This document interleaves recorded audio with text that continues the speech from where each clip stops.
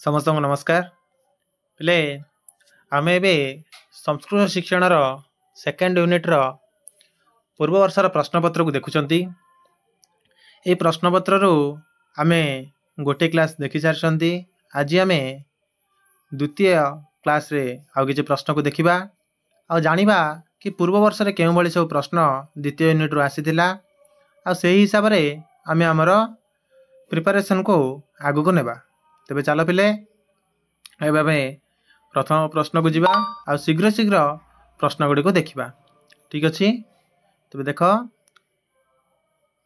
प्रथम प्रश्न टू देख पिले क्रिया कारक आदि निरूपणेन कृत्वा अनुवाद पद्धति ही ये जो आमर अच्छी क्रिया कारक एमान को सब अनुसरण करी ताकू लक्ष्य करी आम जिते अनुवाद करवा से अनुवादटी क्या भितर आसे पिले आम जो अच्छी अनुवाद पद्धति डॉक्टर गोपाल कृष्ण भंडारकर जो अनुवाद पद्धति रे चारोटी सोपान रही जोटी व्याकरण आधारित पाठ अभ्यास संस्कृततः मातृभाषा या अनुवाद मातृभाषातः संस्कृत भाषा या अनुवाद ये चारोटी रही।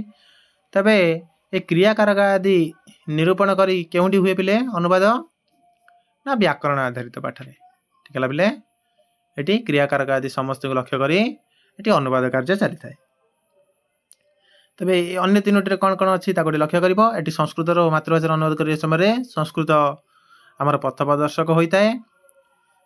ये प्रश्न भी आसपे कि संस्कृत केतबेले पथ प्रदर्शक होता है ना संस्कृत मातृभाषा अनुवाद कला बेले। ठीक है पिले तबे तापर 2 नंबर प्रश्न को जीवा।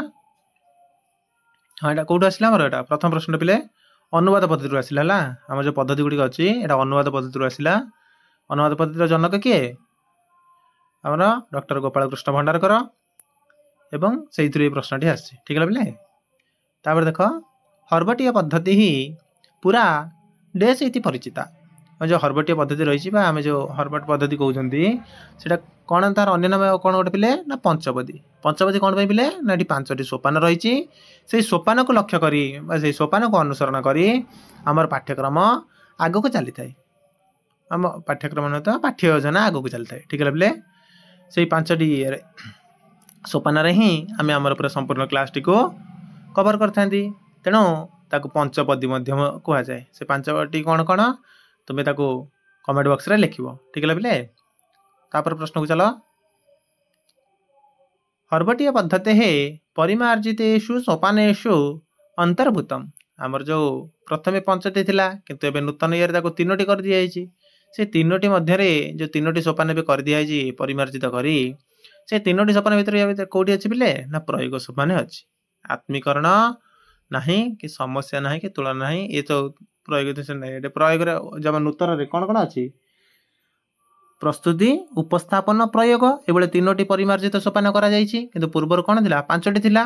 ये परिमार्जित सोपान प्रयोग अच्छी ये 3टी अच्छी अन्य माने आत्मीकरण नहीं समस्या नहीं तुलना नहीं तेणु प्रयोग सोपान रही। तेणु परिमार्जित ये अच्छी तार उत्तर आमर कौन से रहा। तब जब 5टी जाक मन रखि तार जापर आ 5टी सहित मन रखिकी 3टी को मन रख जो परिमार्जित रहा आमर।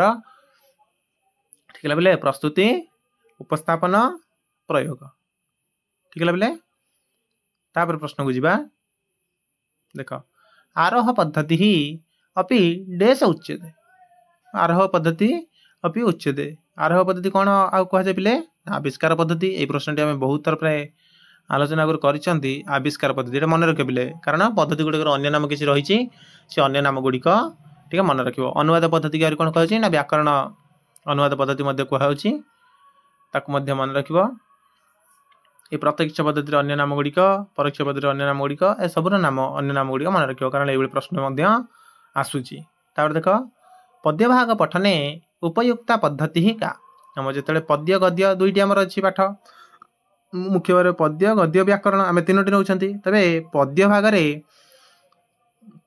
आम जो पढ़ेबा से क्यों पद्धति उपयोग बेसी करते बिले ना अप्रत्यक्ष पद्धति। अप्रत्यक्ष पद्धति कौन बिले तुम जो परोक्ष पद्धति कौच सेटा को ही अप्रत्यक्ष पद्धति कह जाए। ठीक है बिले गोटे प्रत्यक्ष पद्धति डायरेक्ट मेथड आउ परोक्ष पद्धति अप्रत्यक्ष पद्धति इनडायरेक्ट मेथड। ठीक है पिले यहाँ मन रखिबो एई सी भाषा ही आम सहित खेलुची किसी किसी भाषा परिवर्तन आणुची जहाँद्वारा आमको सी द्वंद्व पकईब ये सब प्रश्न एलटीआर आसला पिले ठीक है यही प्रश्न किसी लांगुएज से खेल करथिला तेणु ताकू टे तुम मैंने लक्ष्य कर ध्यान सहकार दुई थर जब प्रश्न पढ़व ताले जापर तापर देख उदाहरण माध्यमेन संज्ञा निरूपण आमर दुईटी अच्छी गोटे उदाहरण सूत्र आ गोटे सूत्र उदाहरण तेबे से कौन पचारा पिले प्रथम उदाहरण उदाहरण मध्यम आम सूत्र को जीवा ताले एटा कौटे होइतिबो ना आमर आरोह पद्धति रे जदि सूत्र उदाहरण देइथांता ताले आमर अवरोह पद्धति रे जाइथांता प्रत्यक्ष पद्धति आम गद्य उपयोग कर परोक्ष पद्धति आम पद्य उपयोग कर ठीक है बेले अनुवाद पद्धति आम अनुवाद चलती यही भाव में सब पद्धति मुख्य मुख्य बिंदु सब मन रख कौटी कौटा यूज हो मन रख देख सूत्रात्मक ज्ञानतः विश्लेषण का पद्धति उपयुक्त ये आमर अवरोह पद्धति कारण प्रथम सूत्र आसो तार विश्लेषण कर तार उदाहरण कह किए पे आमर अवरोह पद्धति तापर देख व्याकरणे व्याख्यानम कतिविधम व्याकरण जानते व्याकरण व्याख्यान हो बोले 6 प्रकार ठीक है 6 प्रकार कौन कौन ताको मन रख देख अल्पाक्षरम कस्य लक्षणम अंतर्भूतम जो अल्पाक्षरम कहले आम क्या बुझे पिले अल्पाक्षरम ना सूत्र को कारण ये कौन होता है विक्षिप्तर संक्षिप्तीकरण होता है बेले प्रश्न आसता थोड़े स्टेटम आलोचना कर देखते विक्षिप्त संक्षिप्तीकरण नाम सूत्रम ठीक है बोले तभी अल्पाक्षर सूत्र को कहुए तार जो लक्षण टी अच्छी से श्लोकटी मन रख से श्लोकटी कौन कमेंट बॉक्स रे लिख ठीक है बोले तापर चलो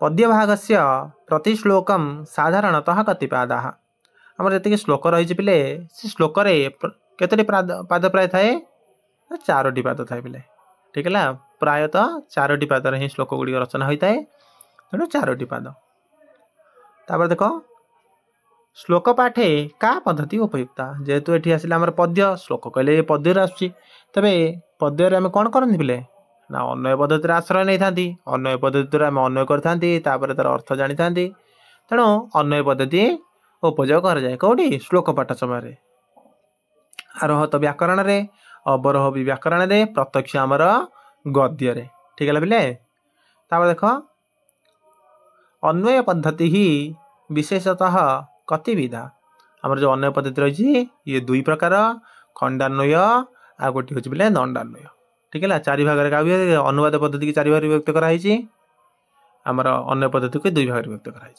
ठीक है तापर देख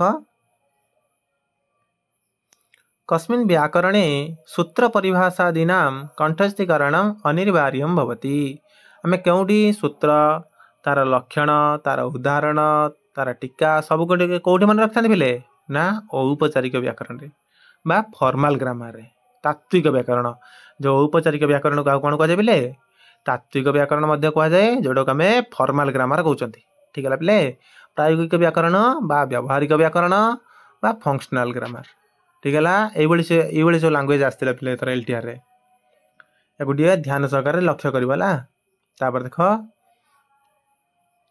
छात्र प्रायोगिक व्याकरणे तदा पारंगमः भवति यदा सह किम करति जितेबले गोटे पिला सेतेबले प्रायोगिक व्याकरण रे समर्थ हब बा पारंगम हब जितेबले से कौन करियो बिले ना श्रुत पठित वाक्येभ्य व्याकरणम अवगच्छति प्रयोगम च करति से जो से गोटे वाक्य को पढ़िबो सुनिबो बा पढ़िबो पढ़ी जदि से व्याकरण को से बुझी पारुथबो से वाक्य गुडी से बुझी पारुथबो एवं से वाक्य को बुझी मध्य जदि से प्रयोग भी करि पारुथबो ठीक भाबरे सुनिबो पढ़िबो जानिबो एवं तार यदि प्रयोग करि पारुथबो ताहले हम जानिबा जे तार व्यावहारिक व्याकरण रे से पारंगम अछि ठीक है बेले तार व्यवहार से पारंगम अछि एटु ही जाना पड़िबो खाली सूत्र नियम यदि अर्थम अवगच्छति हेले हबा कि हबनी शब्द रूपाण कंठस्थीकरण हेले हमर तात्विक व्याकरण से ये हबनी व्याकरण मध्य मौलिक ज्ञान प्राप्त होती व्यवहार विषय में जानी ना ज्ञान पाइब कि से व्यवहार कर जेहेतु ऑप्शन डी हूँ हमारा सठिक उत्तर ठीक है बोले तापर देख प्राथमिक स्तरे कीदृशम व्याकरण सर्वोत्तम हम भवती हम जो प्राथमिक स्तर रे कौ प्रकार व्याकरण सर्वोत्तम होता है पिले प्रायोगिक व्याकरण। एटी जदि पिलामानंकु आमे घोषिया दबा तांको कहबा तुम एटा कंठस्थ करिक आस, तुम एटा मन रखिक आस, तुम खाली कहब एभलिया कहले सेमानकर व्याकरण प्रति गोटे डर आसीबो बिले सेमाने डरिबे। तेणु तांको जदि आमे छोट छोट व्यवहार शिखे व्याकरण अध्ययन कराइबा सेमाने अजाणत मध्य व्याकरण को पढ़ी चलिए आउ तांकर व्याकरण प्रति एते भय रहिबो नाही। ठीक है बिले। तेणु प्रायोगिक व्याकरण उपर अधिक ध्यान दिया जाए प्राथमिक स्तर रे, ना कि हमर तात्विक व्याकरण उपर। ठीक है बिले। तबे प्रायोगिक व्याकरण प्राथमिक स्तर रे यूज करा जाए। तापर देख हर्बटीय पंचपदी इति पाठ्य योजना प्रणाल्याः कह प्रवर्तक। एटा प्रश्नटी आसला बिले एलटीआर मध्य ना जॉन फेडरिक हर्बर्ट। ठीक है बिले। एटा मन रखियो तांकर नाटा आ अन्य माने जो सब अछंती हमर अन्य पद्धति गुडिकर जनक जो माने तांकर पूर्ण नाम गुडिक मध्य मन रखियो, कारण परीक्षा रे एई बळी प्रश्न एबे आसुची। ठीक है बिले। तापर देख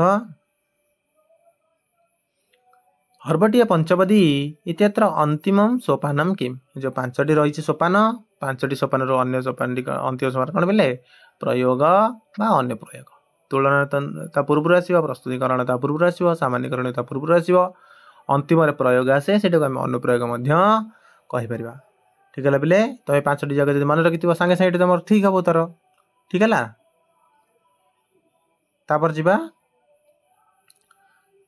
कस्यां पद्धतौ संस्कृतस्य अध्यापनम संस्कृत भाषया एव क्रियते। कौ पद्धति रे पिले आमे संस्कृत भाषा को संस्कृत रे ही पढ़ी थांती ना प्रत्यक्ष पद्धति रे। या को मातृविधि मध्य कह जाए, क्या प्रत्यक्ष पद्धति को मातृविधि कह जाए, डायरेक्ट मेथड कह जाए। एठी आमे जो कोनोसी भाषा ही पढ़ंतु, संस्कृत हो, ओडिया हो, कि हिंदी हो, कि इंग्रजी हो, जो कोनोसी भाषा हो प्रत्यक्ष पद्धति रे पढ़ाइबा माने आमे सेही भाषा रे ही प्रयोग करिबा, सेही भाषा रे ही पढ़ाइबा। ठीक है पिले।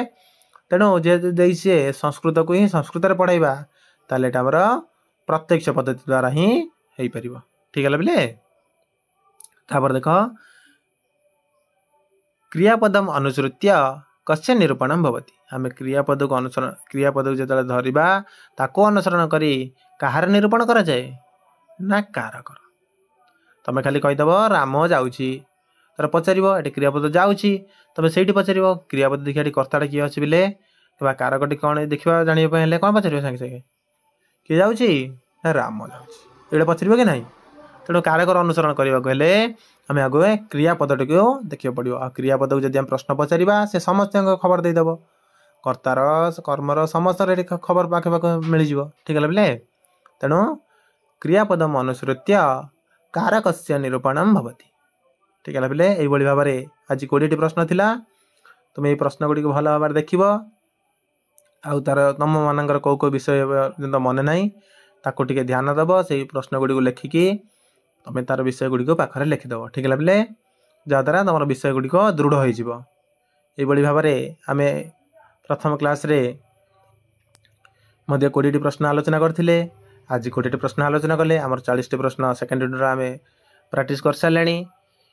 आउ अन्य फास्ट यूनिट आम 100टी पाखापाखि प्रश्न आलोचना करथिले। यही भाव में किसी प्रश्न आम पे आलोचना कले।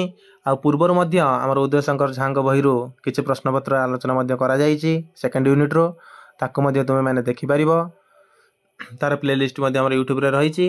आउ यही वीडियो गुड़ी तुम देख तुम मानक जब भल लगुच क्लास गुड़ी तुम सांग साथी मानक शेयर कर, जूनियर मानक शेयर कर। आउ तुम मैंने जो विषय गुड़ी पे तुम मन रहुनी ताको जो कमेंट रे लिख। ठीक है पे कमेंट रे लिखले कौन हम कि मुझे जानीपरि कि तुम मैंने आग्रही अच्छ, तुम मान क्लास सब भल लगुच, आउ तुम मैंने पढ़ुच बोली मुझे जानीपरि। ठीक है पे रोची।